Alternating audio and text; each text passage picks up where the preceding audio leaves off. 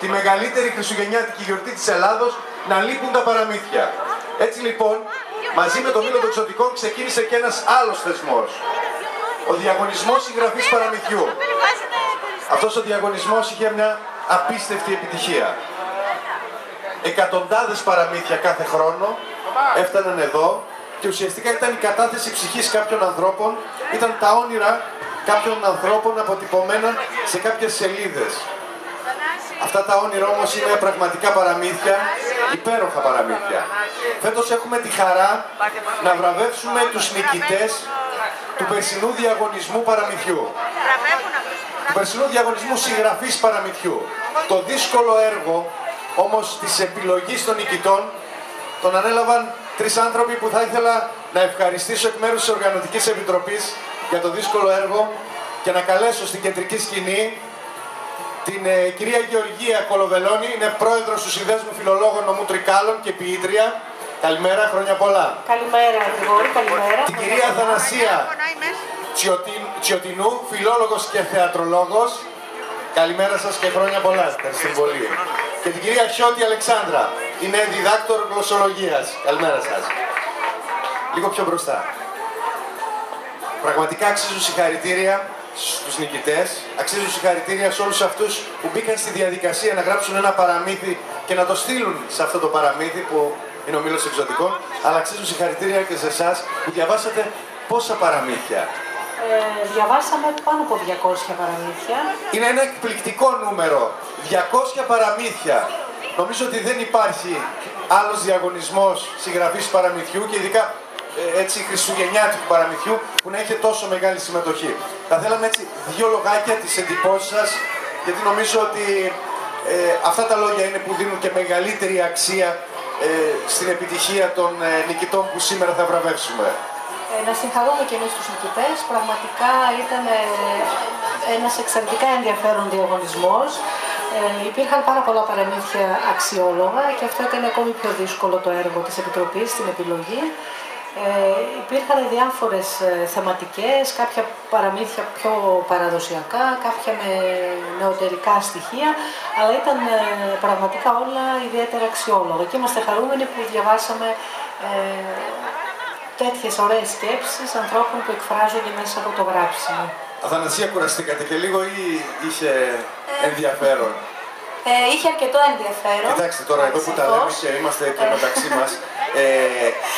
Καλά χρυσά τα παραμύθια, αλλά αν είναι και 200, νομίζω ότι πέφτουν λίγο βαριά. Δεν μπορώ να πω ότι κουράστηκα, αφιέρωσα κάποια απογεύματα, αλλά επειδή ήταν ενδιαφέροντα, οι ιστορίες είχαν, μπορώ να πω και suspense, το τέλος, όλα αυτά, ο χρόνος που αφιερώσαμε ήταν, μπορώ να πω, δημιουργικός, επικοδομητικός, ευχάριστος και δεν κουραστήκαμε. Αλεξάνδρα, υπήρχαν διλήμματα? Βέβαια, όταν είχατε έτσι κάποιες περιπτώσεις πολύ δύσκολες που δεν ξέρετε ποια να είναι τα κριτήρια, ιδιαιτερότητες? Όχι, θα έλεγα ότι από αυτή την άποψη ήταν εύκολο. Το δύσκολο ήταν ότι ήταν τόσα πολλά τα καλά που ήταν δύσκολη η επιλογή να ξεχωρίσουμε τα καλύτερα από αυτά. Εγώ θέλω να πω συγχαρητήρια σε όλους όσους συμμετείχαν, όχι μόνο στους νικητές, γιατί ήταν όλα τα παραμύθια αξιόλογα. Στέλνουμε λοιπόν τις ευχές μας σε όσους συμμετείχαν στο διαγωνισμό συγγραφής παραμυθιού. Ευχαριστούμε. Θα ήθελα ένα χειροκρότημα γιατί πραγματικά το αξίζουν. 200 παραμύθια και να πρέπει να τα κρίνει σωστά, αντικειμενικά, δεν είναι εύκολη δουλειά. Σας ευχαριστούμε πάρα πολύ. Να είστε καλά και θα ήθελα να χαρείτε και εσείς τη βράβευση των νικητών που ουσιαστικά επιλέξατε. Θα ήθελα να καλέσω τον πρόεδρο να καλέσω τον πρόεδρο της ΙΤΡΙΚΑΛ-ΑΕ, είναι ο οργανισμός, η εταιρεία του Δήμου που διοργανώνει το Μήλο των Ξωτικών, που έχει την ευθύνη λειτουργίας του Μήλου των Ξωτικών, τον κύριο Χριστόφορο Ρόμπο. Καλημέρα κύριε Ρόμπο. Θα ήθελα μία δέσμευση από εσάς και δεν το έχουμε συνοηθεί. Θα ήθελα κάποια στιγμή όταν νιώσει και η Οργανωτική Επιτροπή, η ΙΤΡΙΚΑΛ έτοιμη, να προχωρήσει σε μια μεγάλη έκδοση. Αυτή τη στιγμή έχουμε περισσότερα από 600 παραμύθια που έχουν σταλεί στα 3 χρόνια και σύντομα να έχουμε μια μεγάλη έκδοση με επιλεγμένα παραμύθια που θα ταξιδέψει σε ολόκληρη την Ελλάδα, σε κάθε ελληνική οικογένεια. Καλημέρα και από μένα. Γρηγόρη, πίστεψέ με, αυτό είναι κάτι το οποίο ήδη έχουμε συζητήσει και το έχουμε κατά νου.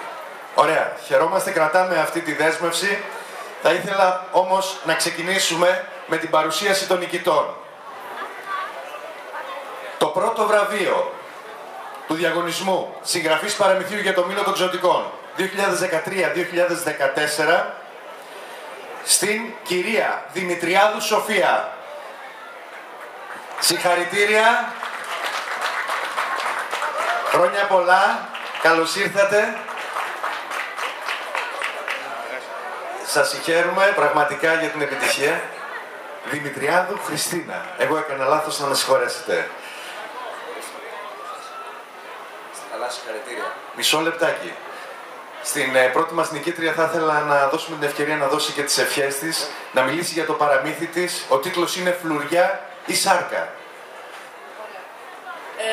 Εύχομαι χρόνια πολλά στο νομό Τρικάλων και σε όσους παραβρίσκονται σήμερα σε αυτή την εκδήλωση.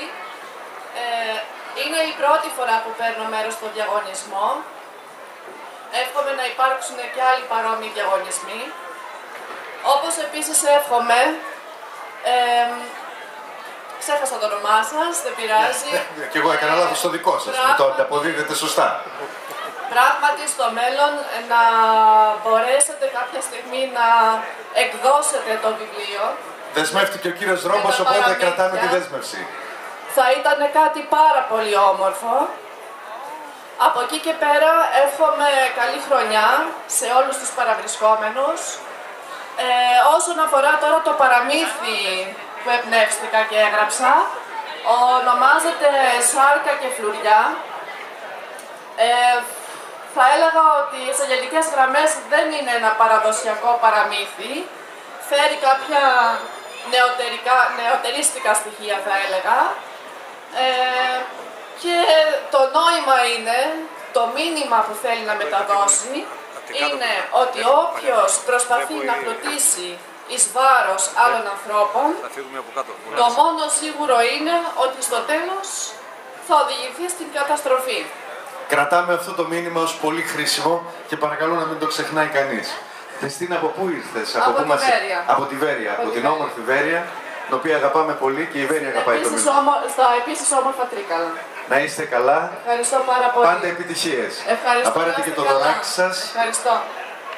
Και ραντεβού στον επόμενο διαγωνισμό. Πρέπει να σας πούμε ότι η Οργανωτική Επιτροπή είχε ένα δύσκολο έργο. Συγχαρητήρια στην κυρία Δημητριάδου.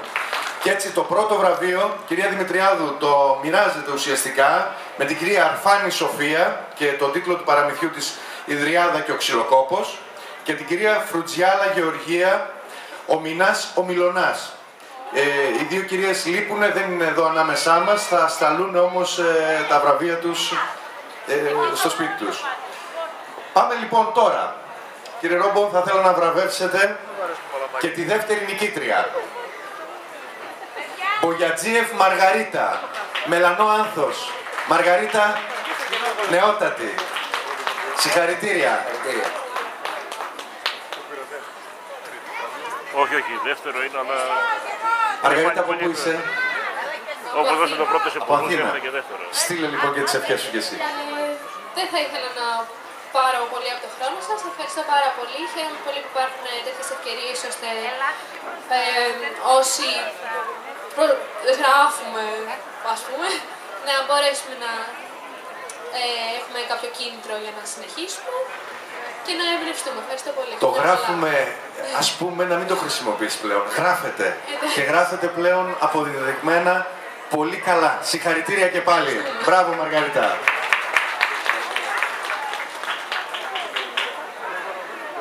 Θα ήθελα πάρα πολύ να υποδεχτούμε έτσι με ένα θερμό χειροκρότημα και τη χαρά την Έζερ με το δεύτερο βραβείο επίσης. Οι περιπέτειες του Αργεντίνου ή πώς ένα μικρό φιλαράκι γνωρίζει τον κόσμο. Συγχαρητήρια. Θέλετε να μας πείτε από πού ήρθατε, τις ευχές σας? Τώρα από το δίπλα, πιο πριν από Μαδρίτη. Από Μαδρίτη. Αέρα Μεσογείου λοιπόν. Θέλω να σας πω χρόνια πολλά, ευτυχισμένος ο καινούριος χρόνος και παραπάνω πρωτοβουλίες γιατί μας λείπουν. Μπράβο σας. Ο Μήλος των Ξωτικών δίνει ευκαιρίες δίνει ευκαιρίες για πρωτοβουλίες. Αυτό είναι το νόημα. Νομίζω ότι και ο κύριος Δρόμπος σωστά το λέει και θα συνεχίσει να το κάνει και τα επόμενα χρόνια. Και ως δημοσιογράφος και international πλέον πολίτης, ό,τι βοήθεια θέλετε από μένα, είμαι στη διάθεσή σας. Το όνομα του Μήλου των Ξωτικών θέλουμε πολύ γρήγορα, γιατί το αξίζει να φτάσει μακριά και έξω από τα σύνορα της Ελλάδος. Έχει μια πολύ ιδιαίτερη φιλοσοφία. Και όταν τυπώσετε το βιβλίο σας, το μεταφράζω στις 7 γλώσσες που μιλώ προς το παρόν. Έχουμε λοιπόν την μεταγλώτηση, την μετάφραση του λευκόματος που θα βγάλουμε. Να είστε καλά. Συγχαρητήρια. Συγχαρητήρια. Δεύτερο βραβείο όμως, και θα ήθελα να καλέσω τον κύριο Χρυσόστομο Κυρίτσι, αντιδήμαρχο του Δήμου Τρικαίων, να το παραδώσει στην Ελένη την Περδικάρη. Ελένη, συγχαρητήρια, καλώς όρισες, ένα θερμό χειροκρότημα και στην Ελένη. Δεν είναι εύκολος διαγωνισμός, περισσότερα από 200 παραμύθια.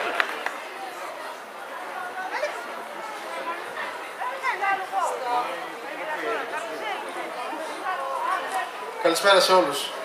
Χρόνια πολλά, να μην τρώμε το χρόνο σας. Ευχαριστούμε που είστε στα Τρίκαλα. Τα Τρίκαλα είναι φιλόξενα και σας υποδέχονται στην μεγαλύτερη χριστουγεννιάτικη γιορτή. Να είστε καλά, χρόνια πολλά, ευτυχισμένο το 2015 και να φέρει σε όλους αυτό που πραγματικά τους αξίζει. Ευχαριστούμε κύριε Αντιδήμαρχε. Ελένη, συγχαρητήρια, ο πρίγκιπας με τα σμαραγδένια μάτια. Και εσύ έχεις όμορφα εκφραστικά μάτια, δεν ξέρω η έμπνευσή σου από πού ήτανε. Ευχαριστώ. Όχι, η έμπνευση είχε να κάνει με ένα όνειρο. Δεν είχε κάτι αυτό.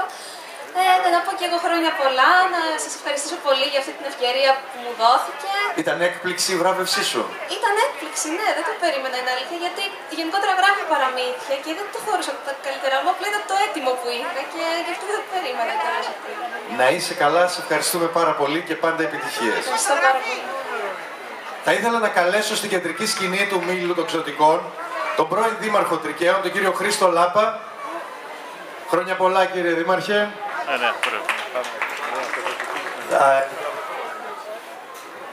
θα ήθελα να κάνετε τη βράβευση του τρίτου βραβείου.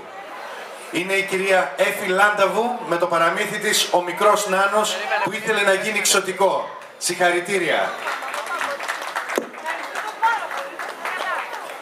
Μπράβο, Μιλένα. Ευχαριστώ, παπά.